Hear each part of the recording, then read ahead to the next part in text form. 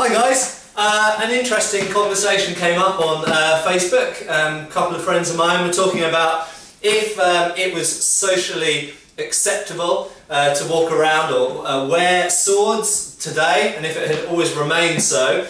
In other words, if swords had continued with a direct line of a kind of everyday evolution instead of kind of disappearing or remaining in stasis from about 1900 onwards.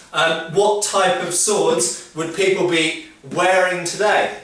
Well, of course, it's an interesting topic from my point of view.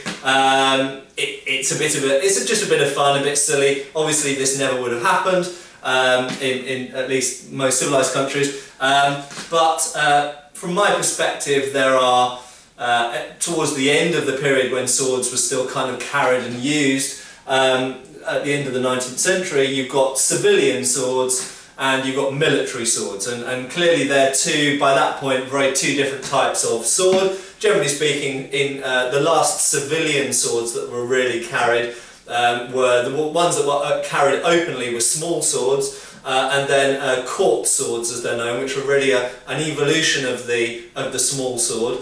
A very light, narrow thrusting blade with a hilt that's not terribly protective, but is easy to wear and light and can be made nice and fancy. And in military circles, of course, various types of sabre, both straight-bladed swords and curved sabre as well. But it's an interesting thing to think about, and feel free to comment and give your views. What do you think a modern tactical sword might be like? What do you think the hilt might be like? Probably the grip, for example, would be rubberized.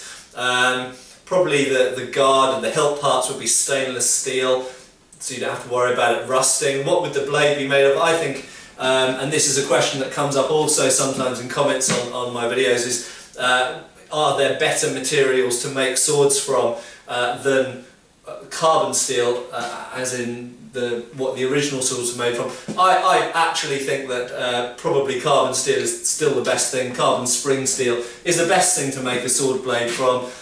Most other types of metal are deficient in one way or another. Stainless steel, it makes very bad sword blades, it's too brittle in general. Fine for knives, not good for swords. So, interesting topic. There you go. What do you think? What type of swords do you think people might wear as fashion accessories today if it was socially acceptable? And what type of swords do you think might be carried in the military for different purposes? Interesting things to talk about. Cheers!